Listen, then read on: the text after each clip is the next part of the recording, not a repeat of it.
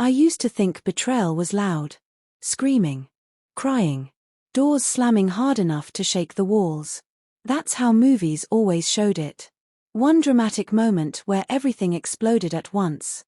But real betrayal is quieter than that. Real betrayal happens slowly. It creeps into your life like a disease while you're still calling it love.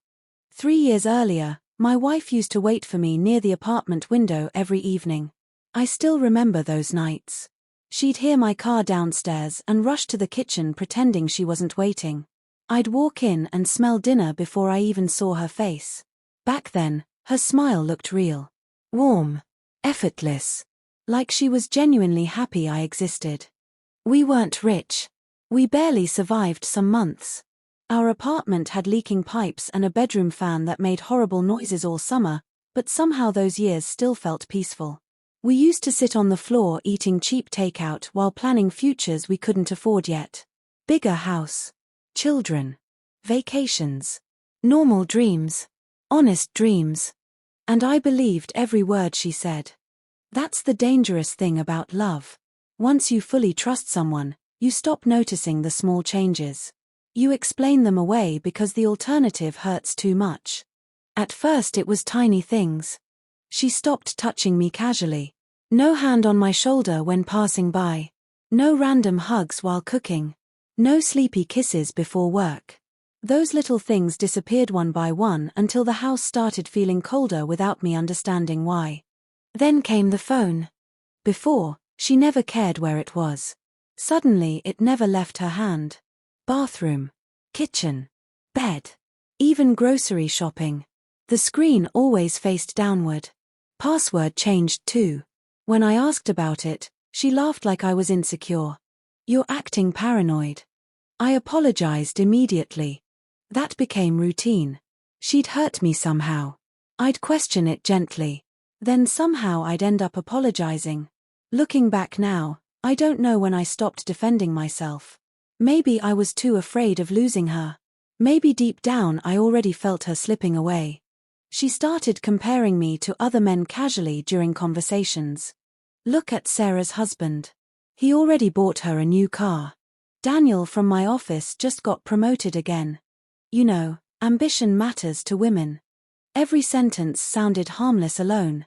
Together, they slowly destroyed me. I started working longer hours trying to become the man she wanted again. More money. More effort. More patience. But the harder I tried, the colder she became. The worst part wasn't the insults. It was indifference. Anger at least means someone still feels something. But indifference. That's when you realize your presence no longer matters. Some nights she'd sit beside me scrolling through her phone while I talked about my day, barely hearing a word I said. I'd stop mid-sentence sometimes just to see if she noticed. She never did. I stopped calling friends after work. Stopped going out.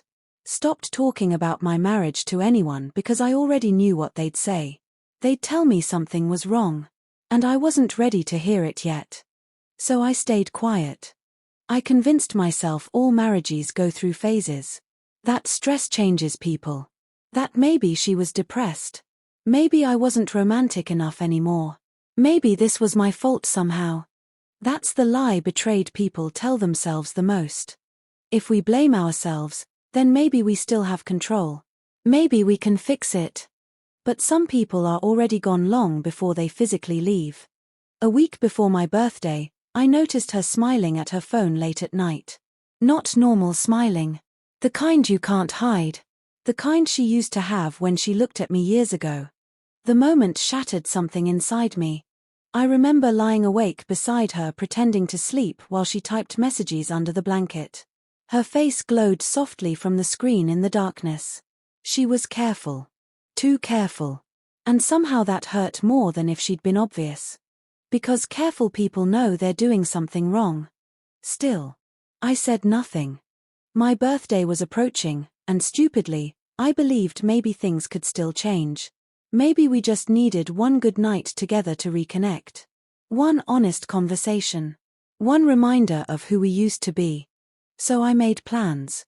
I booked dinner at the little restaurant where we had our first date. I bought her flowers even though it was my birthday. I even found the silver bracelet she once pointed at months earlier while we were shopping. I wanted to see that old smile again. The real one. The morning of my birthday, she barely looked at me.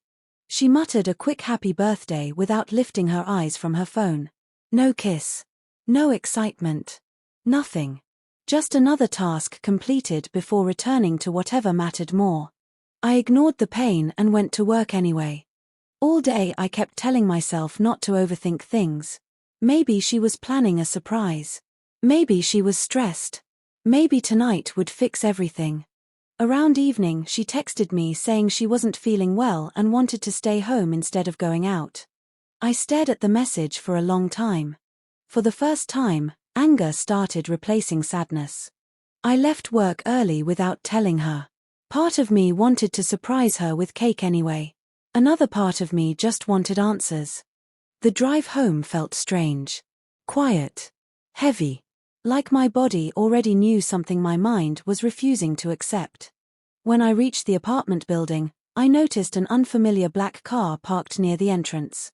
I remember standing there staring at it longer than necessary. Then I saw the men's shoes outside my apartment door. Not mine. Big. Expensive. Polished. My heartbeat slowed instead of speeding up. That's the part people never understand. Extreme pain doesn't always hit like fire. Sometimes it hits like ice. The apartment was silent when I walked inside. Too silent. Then I noticed the bedroom light underneath the door. And a sound. Soft. Muffled. Intimate. My hand touched the doorknob slowly while every memory of our marriage replayed inside my head all at once. And then I opened the door. The moment I opened that door, my entire life split into two versions. The man I was before that second, and the man standing there afterward. She was on her knees in front of him. My wife. The woman who once cried in my arms and promised she'd never hurt me. The woman who used to trace circles on my chest at night while talking about growing old together. The same woman who looked me in the eyes at our wedding and swore loyalty like it actually meant something. And there she was. Humiliating me in my own bedroom on my birthday. For a few seconds, nobody moved. I remember hearing the ceiling fan spinning above them. That stupid rattling noise it always made. Funny the things your brain notices while your world collapses. The other man looked shocked first. Then uncomfortable. Like he suddenly realized he wasn't inside some fantasy anymore. He was standing in another man's home destroying another man's marriage. But her face. I'll never forget her face. Pure panic. Not guilt. Not heartbreak. Fear. She jumped up so quickly she nearly tripped over herself. Her mouth opened but no words came out. She looked like someone caught in a burning building searching desperately for an exit that didn't exist. And somehow, I felt calm. Not because I wasn't hurting. I was hurting so badly I couldn't even feel my own body anymore. Pain had crossed some invisible limit inside me and turned into silence. The version of me that loved her was still screaming somewhere deep down, but the rest of me had already gone numb. She kept saying my name. Over and over. Like hearing it enough times would reverse reality. I looked at the man standing there half-dressed in my bedroom, then back at her. And suddenly every strange moment from the past year connected perfectly in my head. The late-night texting. The emotional distance. The criticism. The coldness. The fake smiles. It all made sense now. I should have been angry. I should have attacked him. That's probably what both of them expected. Instead, I smiled. A small smile. Calm. Controlled. And that terrified her more than rage ever could. I quietly said, "Sorry for interrupting." Even now, years later, I still remember how pale her face became after hearing those words. Because in that moment, she realized something worse than screaming was happening. I walked out of the room before either of them could speak again. No drama. No violence. Just silence. I grabbed my car keys and left the apartment while she chased after me barefoot, crying my name through the hallway. Neighbors opened doors. I didn't look back. I drove for almost 2 hours without knowing where I was going. Empty streets. Red lights. Random highways. My hands gripped the steering wheel so tightly my fingers hurt, but the rest of me felt disconnected from reality. Memories kept attacking me one after another. Our wedding dance. Her sleeping on my chest during storms. The first apartment we shared. The nights I worked overtime thinking I was building a future for us. Every memory suddenly felt contaminated. Like someone had poured poison into every good part of my life. Around midnight I parked near a closed gas station and finally checked my phone. 37 missed calls. Dozens of messages. Please answer. It's not what you think. I can explain. I'm sorry. The classic language of people who only regret getting caught. I stared at the screen without responding. Then another message appeared. I love you. That one almost made me laugh. Love doesn't humiliate people like that. Love doesn't destroy someone's dignity and then beg for forgiveness after the damage is done. For the first time in my life, I saw her clearly. Not the woman I imagined. Not the woman I defended. The real woman. And somehow that hurt more than the cheating itself. I went back home near morning. The apartment was dark except for the kitchen light. She was sitting there waiting for me with swollen eyes and smeared makeup. The second she saw me, she started crying again. But something had changed inside me already. Her tears no longer controlled me. That scared her too. She kept talking fast, desperately trying to explain everything before I could say a word. It didn't mean anything. It just happened. I was confused. I still love you. I listened quietly while realizing something horrifying. She wasn't crying because she hurt me. She was crying because her life was falling apart. There's a difference. I asked only one question. How long? She froze. That hesitation told me more than any confession ever could. 6 months, she whispered. 6 months. Half a year of lies. Half a year of kissing me goodbye while belonging to someone else emotionally. Half a year of sharing my bed while laughing behind my back with another man. I nodded slowly like she'd just confirmed a business deal. No yelling. No tears. Nothing. The calmer I became, the more unstable she looked. That night I slept on the couch staring at the ceiling until sunrise while she cried alone in the bedroom. But I wasn't thinking about revenge yet. Not at first.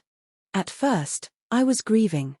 People think betrayal creates hatred immediately. Sometimes it creates mourning instead. Because the person you loved feels dead even while they're still breathing beside you. Over the next few days, she became unusually affectionate. Cooking for me. Checking on me constantly. Touching my arm softly while speaking. Too late. Every gesture felt artificial now. Like an actress trying to save a collapsing role. And the strangest part? I stopped feeling emotional around her completely. No anger. No jealousy. Just observation. That's when I started noticing things I ignored before. The hidden second phone. The unexplained purchases. The sudden interest in my bank accounts. One night while she showered, her laptop lit up beside me from an incoming message. I wasn't even planning to look. But then I saw my own name. So I opened it. And that was the moment she truly lost me forever. Because the messages weren't just romantic. They mocked me. Screenshots of private arguments. Jokes about my habits. Comments about how easy I was to manipulate. At one point, the man actually wrote, "He really has no idea, does he?" And she replied, "No. He still thinks I'm the victim." I read every message in complete silence. Then I discovered something even worse. They weren't only sleeping together. They were planning a future using my money. A future without me in it. I didn't confront her after reading those messages. That's what confused her the most. She kept waiting for an explosion that never came. Every morning she woke up nervous, studying my face like she was trying to predict what version of me she'd get that day. But I stayed calm. Controlled. Almost polite. And slowly, that calmness started destroying her. The old version of me would have begged for answers, fought for the marriage, asked why I wasn't enough. But that man disappeared the night I opened that bedroom door. I started protecting myself first. The next morning during work, I opened new bank accounts under my name only. I separated every financial connection quietly and legally. Savings, investments, emergency funds. Anything she could touch, I secured before she even realized I knew the full truth. Then I met with a lawyer. Not because I wanted revenge anymore. Because I finally understood I was sleeping beside someone dangerous. The lawyer explained everything carefully. Asset protection, divorce strategy, evidence collection. I listened emotionlessly while realizing how naive I'd been our entire marriage. Love made me trust blindly. Betrayal forced me to think clearly for the first time. When I returned home that evening, she greeted me with forced warmth. Dinner's almost ready. I looked at her for a few seconds. It amazed me how normal people can pretend to be after destroying someone emotionally. For the next several weeks, I became an actor inside my own marriage. I smiled when necessary, nodded during conversations, pretended things were stabilizing. And the more normal I acted, the more relaxed she became. That was her mistake. Because once she believed I was trying to move past the affair, she stopped being careful again. I gathered everything. Messages, photos, hotel receipts, hidden transfers from our joint account, voice recordings from phone calls she thought nobody would ever hear. Every lie built another layer between us until eventually she stopped looking like my wife at all. She looked like a stranger wearing her face. What hurt most wasn't the cheating anymore.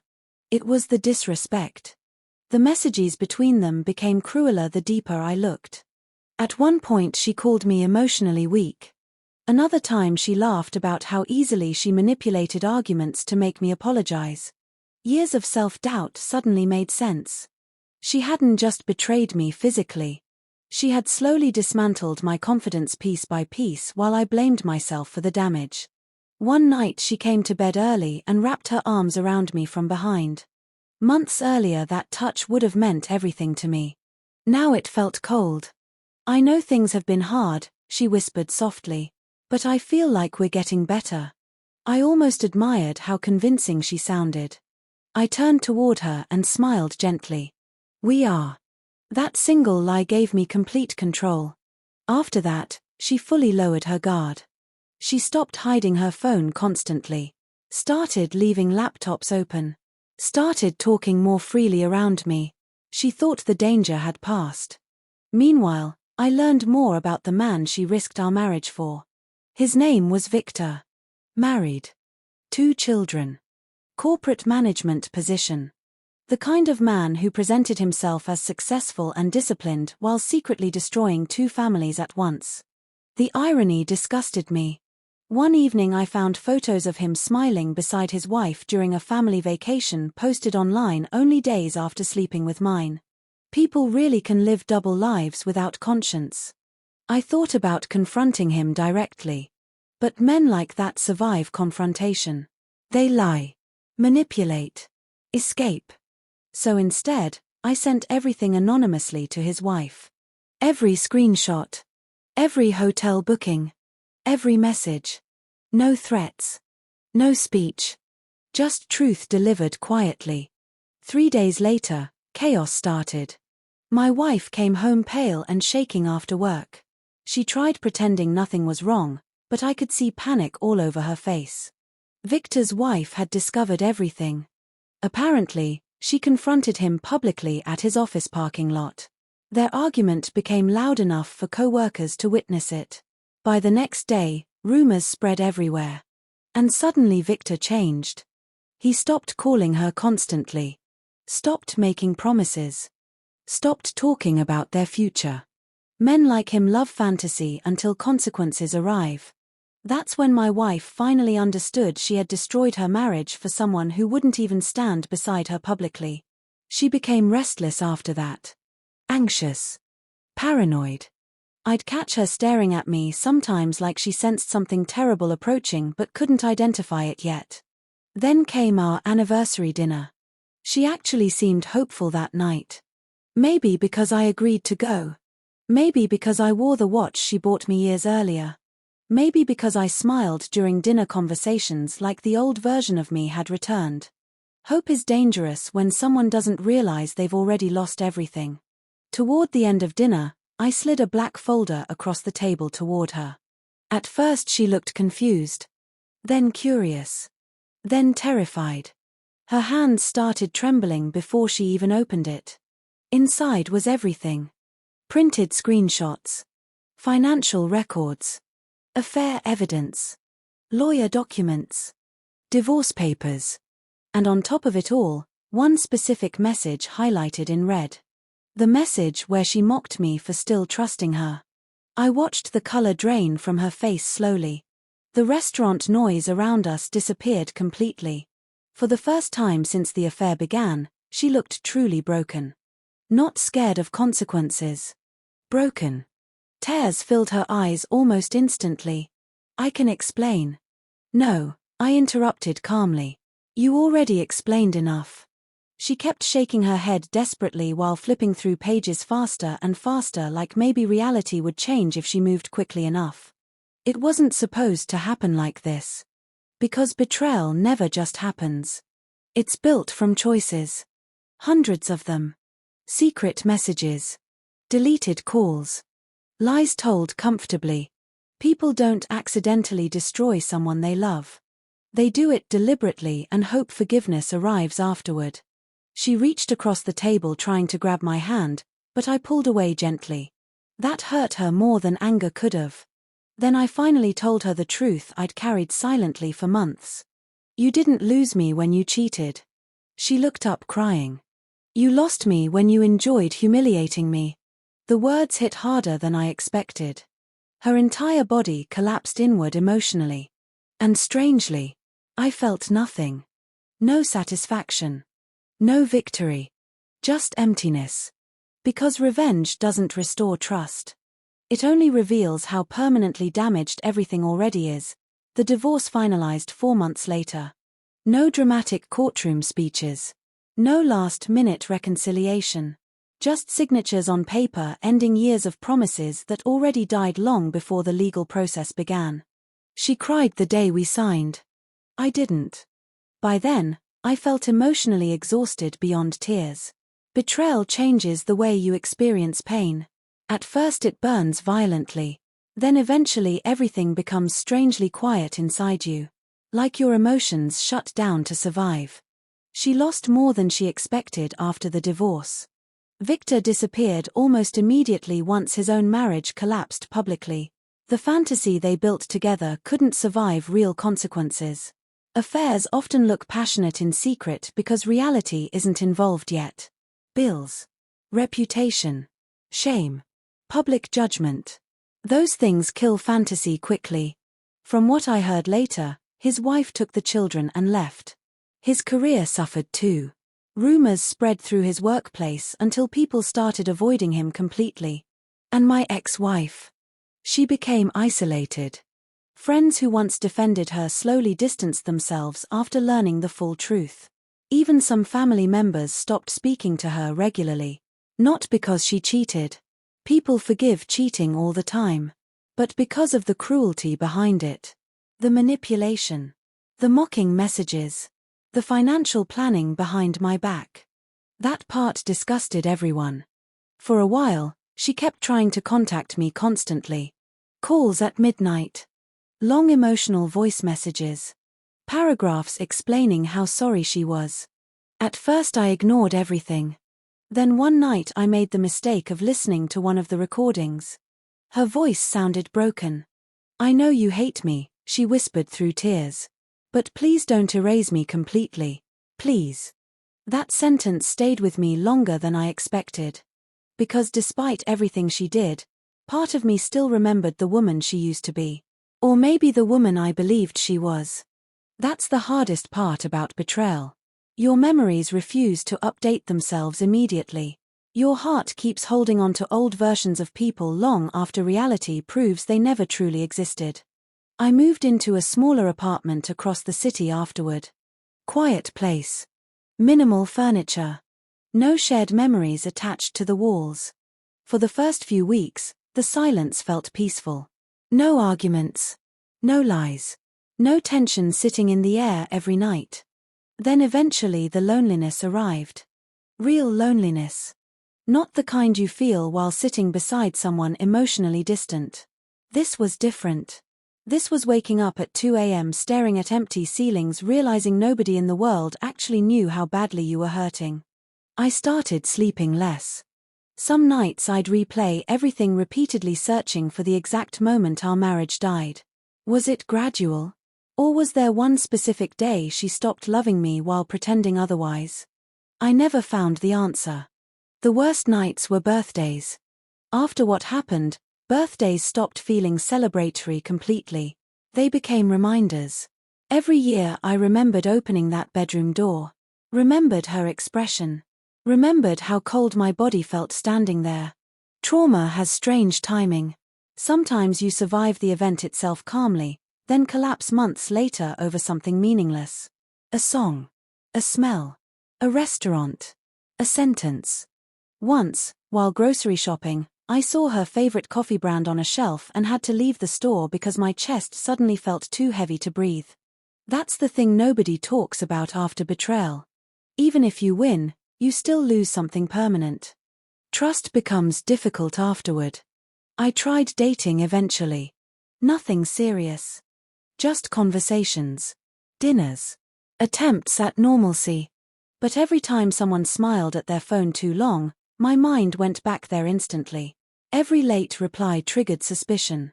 Every unexplained absence created anxiety. My ex-wife didn't just destroy the marriage. She damaged the version of me capable of loving fearlessly.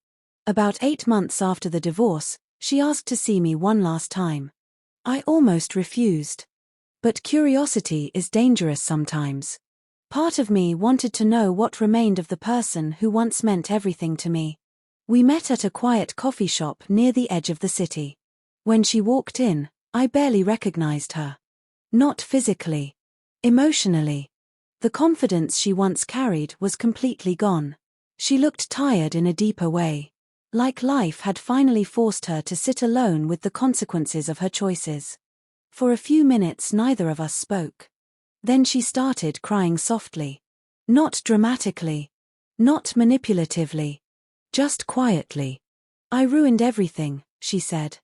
I stayed silent. She looked down at her hands while speaking. Victor stopped talking to me months ago. Most people avoid me now. Even my own family looks at me differently. Her voice cracked badly. I thought I was unhappy before, but I didn't understand what losing you would actually feel like. I listened calmly, but something inside me remained distant. Not hateful. Just finished. Then she asked the question I think she'd been carrying for months. Did you ever stop loving me? That question hurt more than I expected.